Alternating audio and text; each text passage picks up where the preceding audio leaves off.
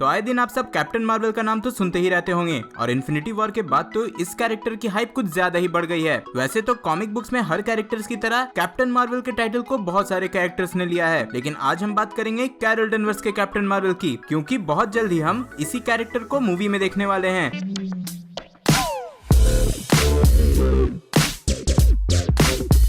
Carol Danvers का जन्म हुआ था यूएस के एक छोटे से शहर बॉस्टन में। उसके परिवार में थी उसकी माँ मैरी डेनवर्स, उसके पिता जोसेफ डेनवर्स और उसके दो छोटे भाई जो और स्टीवन। बचपन से ही कैरल को एस्ट्रोनॉट बनने का बहुत शौक था और इसके लिए वो अपनी पढ़ाई भी बहुत मेहनत से करती थी, लेकिन उसके पिता को लगता था कि लड़कियां लड़कों का मुकाबला नहीं कर सकती। साथ ही उनके घर की आर्थिक स्थिति ठीक नहीं थी, इसलिए उन्होंने कॉलेज में पढ़ने के लिए सिर्फ स्टीवन को भेजा। वहीं कैरल और जो घर पे ही छोटे मोटे काम सीखने लगे। 18 साल की होते ही कैरल अपना घर छोड़कर भाग जाती है ताकि वो यूएस एयरफोर्स ज्वाइन कर सके और मिलिट्री की तरफ से कॉलेज की डिग्री हासिल कर सके। और यहाँ भी वो अपने मेहनत से one of the top fighter plane pilot बन जाती है। इसी दौरान एक मिशन के दौरान उसका प्लेन भी क्रैश होता है और वो दुश्मन के हाथ लग जाती है और उससे सीक्रेट इंफॉर्मेशन निकालने के लिए टेररिस्ट बहुत टॉर्चर भी करते हैं, लेकिन होता ठीक उल्टा है और वो दुश्मनों से उनकी इंफॉर्मेशन चुराकर भाग जाती है। इसके बाद उसका एयरफोर्स में रेपुटेशन और अच्छा हो जाता है और उसे एयरफोर्स इंटेलिजेंस डिपार्टमेंट में डाल दिया जाता है और यहीं उसकी मुलाकात होती है निक फ्यूरी और वुल्वरीन जैसे कैरेक्टर से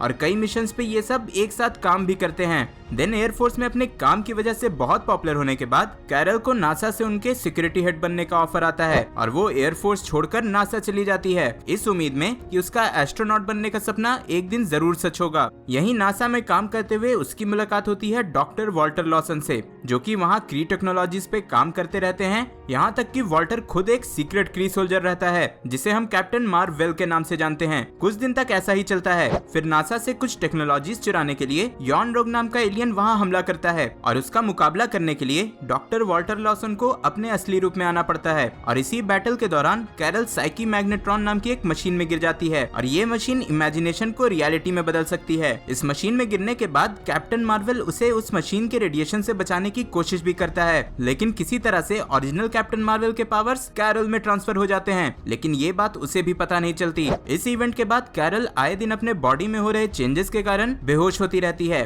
और इसी वजह से उसे नासा में नौकरी भी छोड़नी पड़ती है और वो एक छोटे से वुमेन्स मैगजीन के लिए एज अ राइटर और एडिटर बनकर काम करती है। और इसी दौरान उसे रियलाइज होता है कि उसके अंदर किसी तरह के सुपर पावर्स आ गए हैं। देन इसी के बाद से उसकी पहचान मिस मार्वल के नाम से हुई और जब ओरिजिनल कैप्टन मार्वल की डेथ हुई तो उसने ये टाइटल अपने सर ले लिया और आज हम कैरल डेनवर्स को कैप्टन मार्वल के नाम से जानते हैं। अवेंजर्स के साथ ही कैप्टन मार्वल ने कई और टीम में काम किया है, जैसे कि Defenders, New Avengers, Guardians of the Galaxy, Alpha Flight, X-Men और माइटी अवेंजर्स। साथ ही इसके पास कुछ ऐसे पावर्स भी हैं जिससे कि ये अवेंजर्स की सबसे स्ट्रॉन्गेस्ट मेंबर बनती है, जैसे कि हाथों से beam projection, space flight, seventh sense, energy absorption, regenerative healing factor and और भी कई अनगिनत पावर्स। तो गाइज ये थी कैप्टन मार्वल की कॉमिक बुक ओरिजिन। वैसे तो केविन फाइगी ने ये बोला है कि मूवी में इस कैरेक्टर की ओरिजिन थोड़ी बदल दी जाएगी, लेकिन मुझे उम्मीद है कि आपको इस वीडियो से कैप्टन मार्वल के कैरेक्टर का एक आइडिया हो गया होगा। अब आप सब मुझे कॉमेंट करके बताओ कि क्या कैप्टन मार्वल ही अवेंजर्स 4 में सारे सुपर हीरोज को फिर से जिंदा करेगी और क्या यही फाइनली थैनोस को हराने में मदद करेगी। मुझे उम्मीद है कि आपको यह वीडियो पसंद आई होगी। अगर पसंद आई तो लाइक करो